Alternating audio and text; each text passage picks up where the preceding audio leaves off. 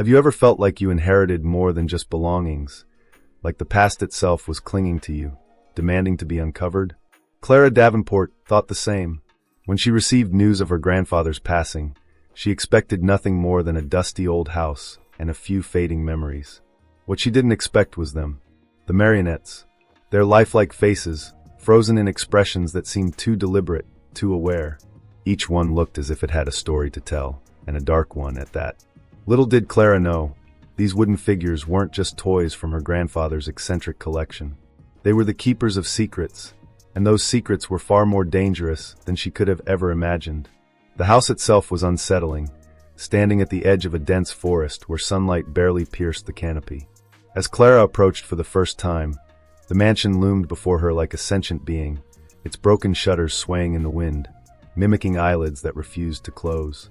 The air carried the scent of damp earth and rotting wood, and the sound of crows echoed ominously above. Clara's skin prickled with unease as she stepped inside. The wooden floors creaked underfoot as if groaning in protest of her intrusion. The musty scent of the past clung to every surface, thick and suffocating. But it wasn't the house that unnerved her the most. It was the room she found locked at the end of a long, narrow hallway. When Clara finally pried open the door with the old iron key left for her, she was greeted by an eerie sight. The room was small, barely lit by a single dusty window. At its center stood an ornate wooden box, its surface engraved with intricate carvings of faces, twisted in agony, despair, and fear. Inside the box were the marionettes. There were dozens of them, each handcrafted with meticulous detail. Their glass eyes seemed to gleam, catching the dim light in a way that made Clara feel like they were watching her. One particular marionette caught her attention, a pale figure with black hair and a crimson dress. Its expression was neutral, but its eyes seemed to bore into her, as though it knew her. That night, Clara couldn't sleep. The faces of the marionettes haunted her every time she closed her eyes. She felt their presence, as though they were more than just objects. The mansion groaned and shifted in the wind, but she couldn't shake the sensation that the sounds weren't coming from the house itself. She could swear she heard faint footsteps, the soft thud of small wooden limbs moving across the floor. When she finally drifted off, it was into a restless sleep filled with strange dreams. In one such dream, Clara found herself standing in a dark theater. The stage lights flickered on, illuminating the marionettes. They moved without strings, acting out a macabre play. Their tiny voices echoed in a language she didn't understand, but the message was clear: betrayal, blood, and guilt. Suddenly, the marionette in the crimson dress turned to her, its painted lips moving to whisper a single word. Clara awoke with a start, her heart pounding in her chest. She didn't remember the word, but the dread it left behind was unforgettable. Welcome to Labyrinth of the Mind. Before we dive further into Clara's unsettling tale, make sure to subscribe to the channel and activate the notification bell. What you're about to hear might just change the way you view your own family's history. Trust me, you won't want to miss what comes next. Clara awoke the next morning feeling drained, as though her restless sleep had siphoned the energy from her very soul. The sun filtered weakly through the grimy windows, casting long, distorted shadows across the room. Despite the daylight, the mansion seemed darker than it should be, the corners of the house cloaked in an unsettling gloom. She couldn't shake the lingering unease from her dream, though the details were already slipping from her grasp, like water through her fingers. She tried to focus on practical matters, unpacking her belongings, clearing out the musty rooms, but the sense of being watched followed her like an unwelcome shadow. Drawn back to the room where the marionettes were stored, Clara found herself staring at them longer than she intended. Each figure seemed deliberately posed, their expressions eerily lifelike. The marionette in the crimson dress stood out again. Its eyes were fixed on hers, unblinking. She felt an inexplicable pull toward it, as though it were silently demanding her attention. Her fingers hovered over its delicate frame before she finally picked it up. The wood was cold, unnaturally so, and the sensation sent a shiver racing down her spine. For a fleeting moment, she thought she felt a faint pulse beneath her fingertips, as if the marionette had a heartbeat of its own. Suddenly, a loud thud echoed from the hallway, jolting her from her thoughts. Startled, Clara placed the marionette back in its box and rushed out to investigate. The corridor was empty, but the air felt heavier, as if the house itself was holding its breath. She dismissed the noise as an old house settling, though deep down, she wasn't convinced. Returning to the room, she froze in the doorway. The marionettes were no longer as she had left them. Several had fallen over, their limbs splayed awkwardly, their heads twisted at unnatural angles. The marionette in the crimson dress now lay on its side, its face turned toward the door. Toward her. That night, Clara's dreams returned, more vivid and haunting than before. She was back in the dark theater, watching the marionettes move with unsettling grace. This time, the stage was filled with shadows, creeping closer with each passing moment. The marionette in crimson stepped forward, raising its tiny wooden hand to point directly at Clara. Whispers filled the air, a cacophony of voices speaking in fragments. Blood, guilt, family. One voice stood out, deep and guttural, as it hissed, "You cannot escape." Clara screamed, jolting awake, her body drenched in cold sweat. But her nightmare wasn't over. The room felt wrong, too silent, too still. As her eyes adjusted to the darkness, she noticed something that made her blood run cold. The marionette in the crimson dress was sitting on her nightstand. She hadn't brought it upstairs. It hadn't been there before. Its painted eyes stared directly into hers, unyielding, and she could have sworn its head tilted ever so slightly. Her heart pounded as she scrambled out of bed, grabbing the marionette and rushing back to the storage room. She flung it into the wooden box, slamming the lid shut and locking it. But as she turned to leave, the feeling of being watched grew unbearable. Turning back, she found the box rattling ever so slightly, as though something inside was trying to get out. The night stretched on endlessly. The air in the mansion felt alive, charged with an unseen energy. Clara couldn't help but wonder, was this the house playing tricks on her mind, or had she unlocked something far more sinister, something that wasn't willing to let her go? The sense of familiarity, the dreams, the whispers, the marionettes, planted a seed of dread in Clara's mind. She began to question if she truly knew her grandfather and the secrets he had taken to his grave. Was the inheritance she'd received a gift or a curse? The stage was set. The nightmare had only begun. The next morning, Clara awoke to a suffocating silence. The usual creaks of the old mansion, the rustling of trees outside, even the distant calls of the crows. Everything had gone unnervingly still. Her thoughts drifted back to the night before, to the marionette on her nightstand, its glassy eyes fixed on her. Had it really moved, or was her exhausted mind playing tricks? She tried to dismiss the thought, convincing herself it was nothing more than a vivid nightmare. But deep down, the sense of unease gnawed at her like a parasite, feeding on her doubts. Determined to regain some sense of control, Clara decided to clean the storage room where the marionettes were kept. She approached the room with cautious steps, her hand trembling as she gripped the doorknob. The air inside was cold, much colder than the rest of the house. The box sat where she had left it, locked and undisturbed, or so she thought. But as she stepped closer, her heart sank. The lock was gone. The lid of the box sat slightly ajar, revealing a sliver of darkness within. Clara's breath hitched. She hadn't removed the lock. Her trembling hands lifted the lid, and her blood turned to ice. The marionettes were no longer arranged neatly inside. Some lay sprawled across the bottom of the box, their limbs tangled in unnatural positions. Others had vanished entirely. Panic surged through her as she frantically scanned the room. That's when she noticed it. The marionette in the crimson dress sat on the windowsill, its tiny head tilted as if observing her. Its posture was different, more lifelike, more deliberate. Clara staggered back, the room spinning around her. She slammed the lid of the box shut, her pulse pounding in her ears. As the day dragged on, strange occurrences began to pile up. Clara heard faint footsteps echoing through the empty halls, soft enough to make her question her sanity, but persistent enough to send chills down her spine. Doors creaked open and closed on their own, and shadows seemed to flicker at the edge of her vision. Each time she returned to the storage room, the marionettes were in different positions, as if they had been moving while she wasn't looking. One time, she found them arranged in a circle, their faces turned inward, as though engaged in a silent, malevolent council. That night, the dreams returned with a vengeance. Clara was once again in the dark theater, but this time the stage was engulfed in flames. The marionettes moved frantically, their wooden bodies jerking as if in agony. The one in crimson stood at the center of the chaos, its painted lips moving soundlessly as it gestured toward her. Clara tried to run, but her feet were rooted to the ground.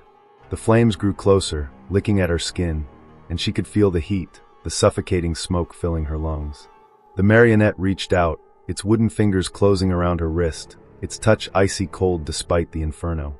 She woke up screaming, her body drenched in sweat, her wrist marked with faint, splinter-like scratches. The nightmares began to bleed into her waking hours. Objects in the house moved on their own. The grandfather clock in the hallway, long broken, began to chime at odd hours, its deep, resonant tones echoing through the mansion. Clara found more scratches on her arms, as though she had been clawed in her sleep.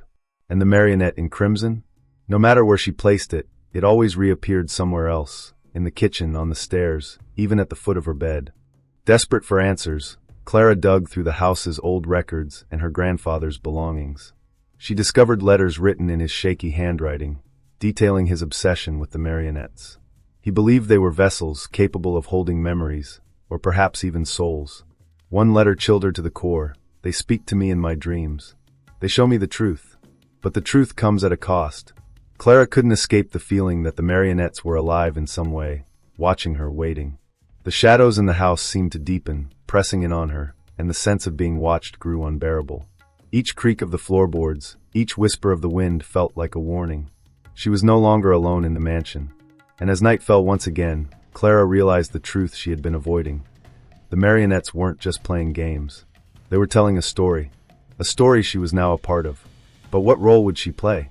The tension was rising, and the line between reality and nightmare was beginning to blur. Clara had no idea how much worse it was about to get. That night, Clara found herself teetering on the edge of sleep, trapped between the waking world and an ominous abyss. The mansion had grown impossibly silent, as if holding its breath in anticipation. She lay in her bed, staring at the ceiling, unable to shake the sense of being watched. The shadows seemed to crawl, stretching long fingers across the walls. And then, just as her eyes began to droop, a noise shattered the silence, a soft, rhythmic tapping coming from the hallway. Tap, tap, tap. It was deliberate, like footsteps too light to belong to anything human. Gathering what little courage she had left, Clara rose and stepped into the hallway. The air was cold, unnaturally so, and her breath escaped in visible puffs. The tapping continued, leading her toward the storage room where the marionettes were kept. She hesitated at the door, her trembling hand hovering over the knob. The tapping stopped. For a moment, the silence was deafening. And then, the door creaked open on its own. Inside, the room was bathed in an eerie glow, as if the moonlight had taken on a life of its own. The marionettes were no longer in their box. They stood upright, arranged in a semicircle, their painted faces turned toward her. At the center of the circle was the marionette in the crimson dress, its glassy eyes shimmering with an unnatural light. Clara's heart pounded in her chest as she realized the marionettes weren't still. They were moving. Tiny, jerky movements, their limbs creaking like the groaning of ancient wood. Before Clara could react, the door slammed shut behind her. The glow in the room intensified, and she felt a crushing weight settle over her, as if the very air were pressing her down. The marionette in crimson raised its arm, pointing directly at her. And then, in a voice that was both high-pitched and guttural, it spoke. "You cannot run. You cannot hide. The truth will find you." The words sent shockwaves through Clara. She stumbled back, her eyes darting around the room for any sign of escape. But the walls seemed to close in, the shadows writhing like living creatures. The other marionettes began to move in unison, their movements forming a grotesque dance. It was mesmerizing and horrifying all at once, as though they were reenacting some ancient ritual. And then the visions began. Clara saw flashes of her grandfather, younger, standing in the very same room. He held the crimson marionette, speaking to it in hushed tones, his expression one of desperation. The scene shifted. Now he was surrounded by the marionettes, their wooden bodies piled high around him. He was crying, begging for forgiveness. "I didn't know," he sobbed. "I didn't know what they wanted." The final vision was the most chilling. Clara saw herself, standing in the center of the circle, the marionette in crimson clutched in her hands. But it wasn't her. Not entirely. Her eyes were glassy, her movements puppet-like, controlled by invisible strings. The vision faded, and she was back in the room, the marionettes now closer, their painted faces twisted into mocking grins. Clara screamed, the sound tearing through her throat as she lunged for the door. It wouldn't budge. The marionette in crimson spoke again, its voice echoing in her mind. "You are part of the story now. Your blood will seal the truth." Suddenly, there was a blinding flash of light, and Clara found herself back in her bedroom, gasping for air. She looked down at her hands, expecting to find splinters or blood, but they were clean. The house was silent again, as if nothing had happened. But when she turned to her nightstand, her stomach dropped. The marionette in crimson sat there, its head tilted at an unnatural angle, staring at her. This time, there was no denying it. Clara wasn't just imagining things. The marionettes were alive, and they had chosen her for something far darker than she could comprehend.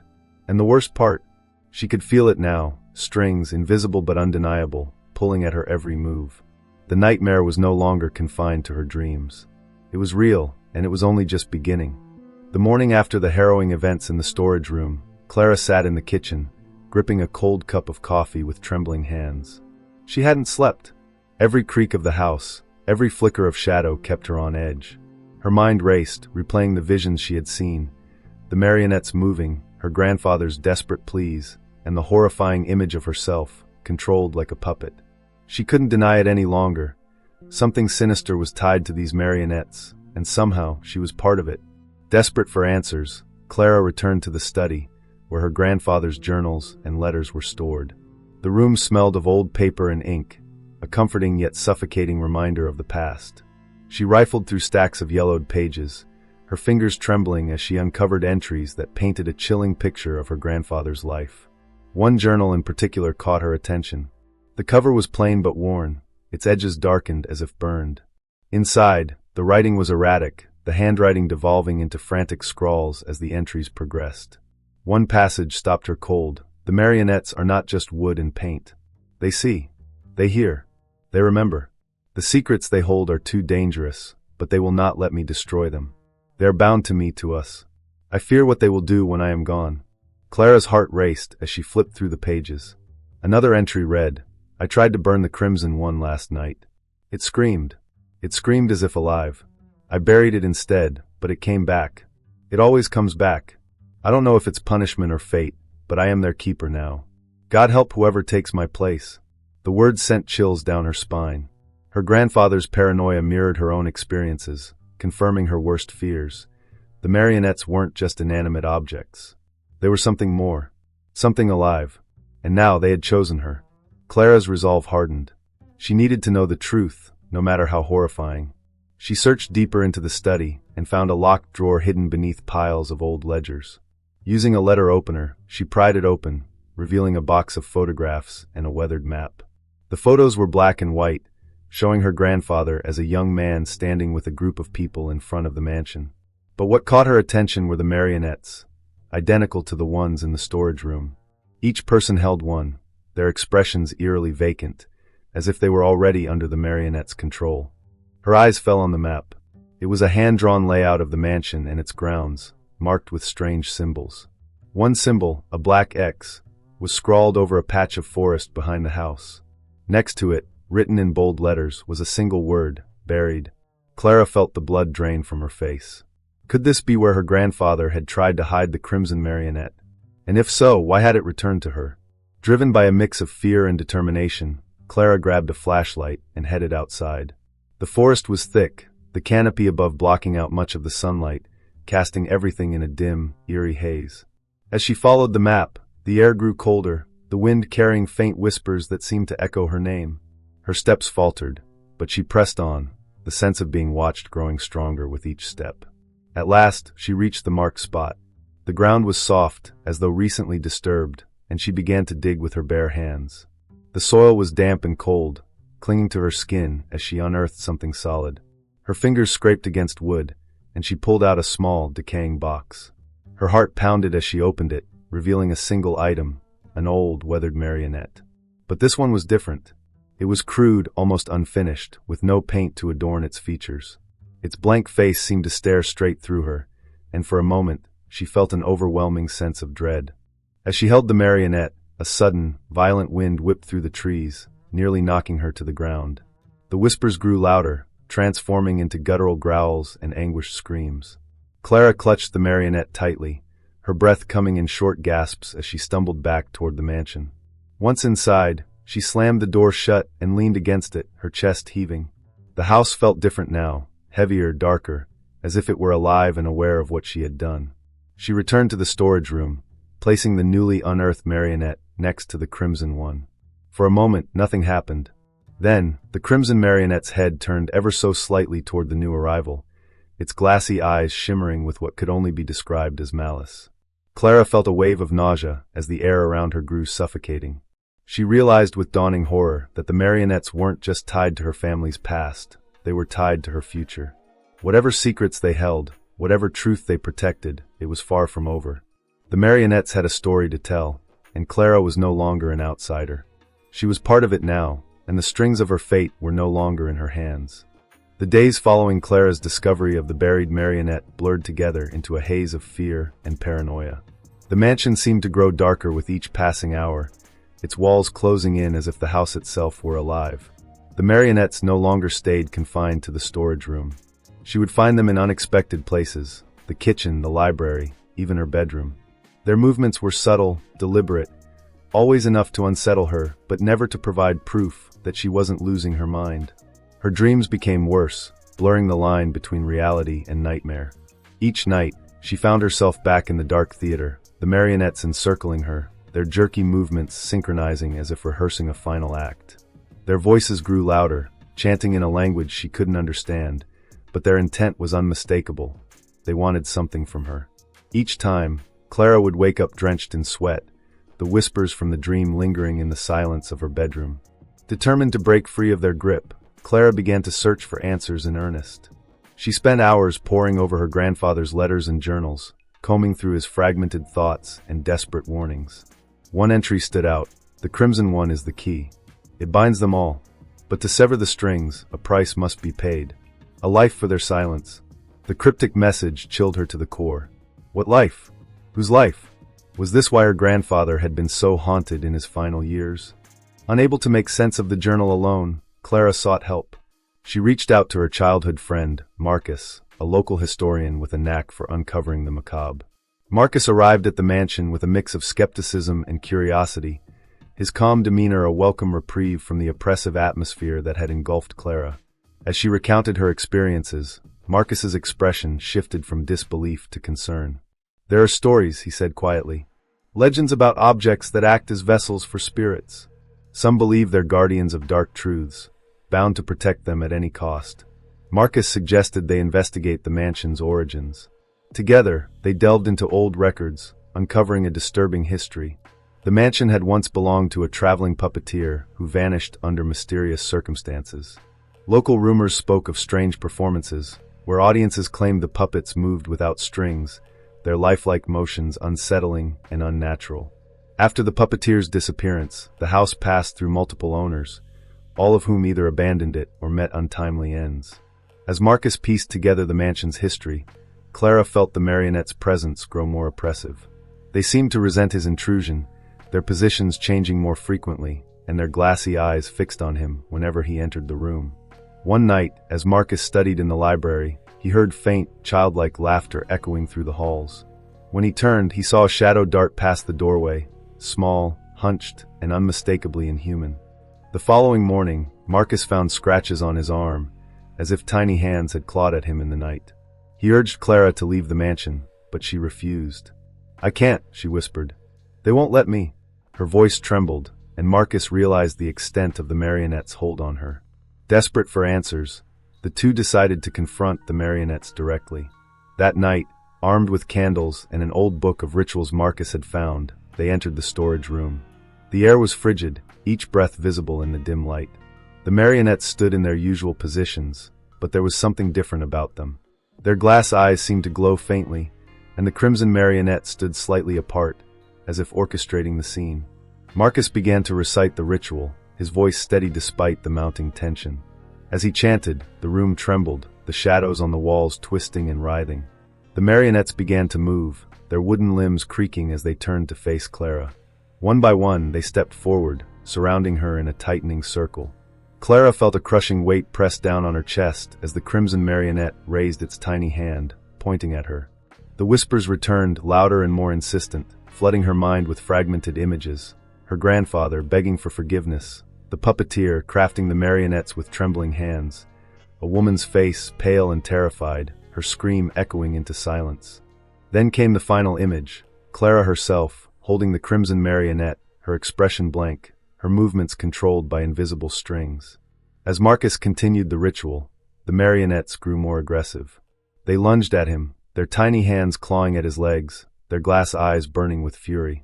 Clara tried to intervene, but the crimson marionette's gaze locked her in place, her body frozen as if held by an unseen force. The ritual reached its climax, and a deafening scream filled the room, not from Marcus, but from the marionettes. They writhed and twisted, their wooden bodies contorting as if in pain. The crimson marionette fell to the ground, motionless, its glass eyes dimming. The other marionettes collapsed around it, their lifelike presence fading. The room fell silent, the oppressive weight lifting as quickly as it had descended. Marcus slumped to the floor, his breathing ragged. Clara approached the crimson marionette, her hands trembling. It was just a doll now, lifeless, ordinary. But she couldn't shake the feeling that the battle was far from over. The truth, whatever it was, remained buried in the mansion's shadows. And Clara knew one thing for certain. The marionettes weren't finished with her yet. The days that followed the ritual were a blur of dread and silence. The marionettes remained motionless in the storage room, their lifeless forms a stark contrast to the terror they had once inflicted. But Clara knew better than to let her guard down. The mansion felt alive, as though it had merely paused to catch its breath. Every creak of the floorboards, every flicker of shadow seemed to whisper one truth: it wasn't over. Marcus, though deeply shaken, insisted on staying to help. "We've only scratched the surface," he warned. Together, they pored over her grandfather's remaining journals, hoping to find a clue to end the curse for good. It was Marcus who uncovered the final piece of the puzzle. Hidden within the bindings of a particularly old book was a single scrap of paper. On it, scrawled in desperate handwriting, were the words, "To silence the marionettes, their master must be faced." The puppeteer's strings bind the living and the dead. Clara's stomach churned as the meaning became clear. The puppeteer, the man who had created the marionettes, was the true source of their power. Somehow, his spirit lingered, using the marionettes as a conduit for his will. If they were to end the nightmare, they would have to confront him, wherever or whatever he was. That night, the mansion seemed to pulse with a malevolent energy, as if it sensed their plan. The air grew colder, the walls groaning as if alive. Clara and Marcus prepared themselves, carrying candles and the ritual book into the storage room. The marionettes lay where they had fallen, their stillness almost mocking. But as the two entered, the candles flickered violently, and the temperature plummeted. The crimson marionette's glass eyes flared to life, glowing faintly in the dark. The storage room shifted, the walls stretching and warping. Shadows writhed, forming grotesque shapes that clawed at the edges of the light. The floor beneath their feet turned soft, almost liquid, and the air filled with a low, guttural hum. Clara and Marcus were no longer in the mansion. They had been transported into a nightmarish void, a place that defied reason and logic. At the center of the void stood a towering figure cloaked in shadow.